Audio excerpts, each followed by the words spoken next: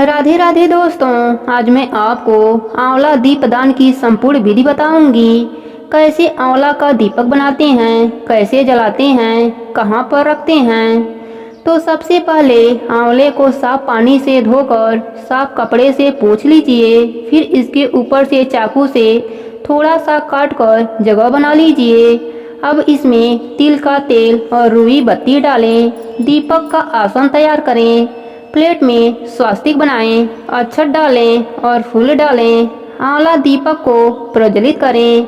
दीपक पर चंदन लगाएं, काला तिल अर्पित करें, अक्षत अर्पित करें और फूल अर्पित करें। दीपक रखने से पहले इस कहानी को सुनकर फिर दीपदान किया जाता है। तो 1 मिनट का है, आइए फटाफट सुन लेते हैं। हाथ में अक्षत फूल और एक आचमनी जल ले लीजिए। कहानी इस प्रकार है। स्त्रियों और पुरुषों ने जन्म से लेकर जो भी पाप कर्म किए हैं वह कार्तिक में दीपदान से नष्ट हो जाते हैं। इस विषय में यह प्राचीन कथा बड़े ही महत्व की है। प्राचीन काल में द्रविड़ देश में एक बुद्ध नामक ब्राह्मण रहता था। उसकी स्त्री बड़ी दुष्ट और दुराचारी थी। उसके संग दोष से पति की आयु क्षीण होकर वह मृत्यु को प्राप्त हो गया। पति के मर जाने पर भी वह उसी घृणित कर्म में लगी रही। लोक निंदा से उसे तनिक भी लज्जा नहीं आती थी। उसके न तो कोई पुत्र था, न ही भाई था। वह सदा भिक्षा के अनेका भोजन करती थी। वह अपने हाथ से बनाए हुए शुद्ध भोजन को भी न खाकर मांग कर लाए गए बासी भोजन को ही ग्रहण करती थी। तीर्थ यात्रा से भी वह सदा दूर रहती और उसने कभी मंदिर आदि में जाकर कथा प्रवचन भी नहीं सुना था। एक दिन भ्रमण करता हुआ कोई तीर्थयात्री विद्वान ब्राह्मण उसके यहाँ आया। उसका नाम कुस्य था। उस ब्राह्मणी को निंदित कार्यों में लगा देखकर कुस्य ने पूछा, ओ मूढ़ नारी, तू मेरी बात को ध्यान से सुन। यह देह पानी के बुलबुले के समान है। एक दिन इसका नाश होना निश्चित है। इस अनित्य शरीर को यदि तू नित्य मानती है तो अपने मन में बैठे हुए इस मोह को विचार पूर्वक त्याग दे। सबसे श्रेष्ठ देवता भगवान विष्णु का चिंतन कर और उन्हीं की लीला कथा को आदर पूर्वक सुन। और जब कार्तिक मास आए तब भगवान दामोदर की प्रशंसा के लिए स्नान दान आदि करके दीप दान दे।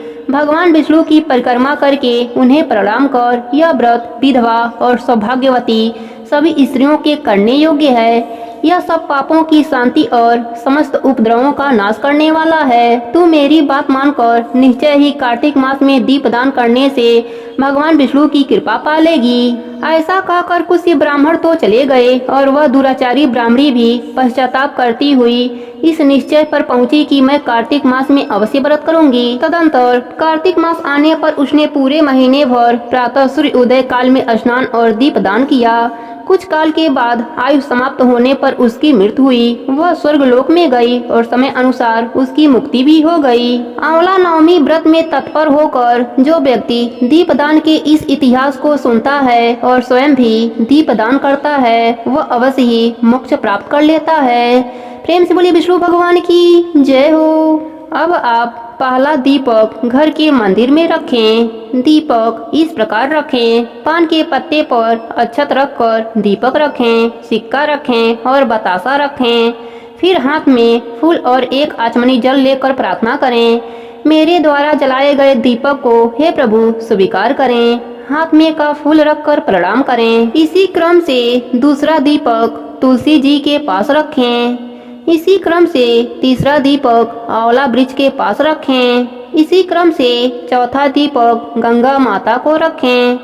इसी क्रम से पांचवा दीपक बेल वृक्ष के पास रखें, क्योंकि शाम के समय माता लक्ष्मी बेल वृक्ष पर ही निवास करती हैं। इस प्रकार विधि पूर्वक दीप दान करने से हमारा यह लोक और मरने के बाद परलोक दोनों सुखमय बन जाता है। प्रेम से बोलिए लक्ष्मी नारायण की जय हो।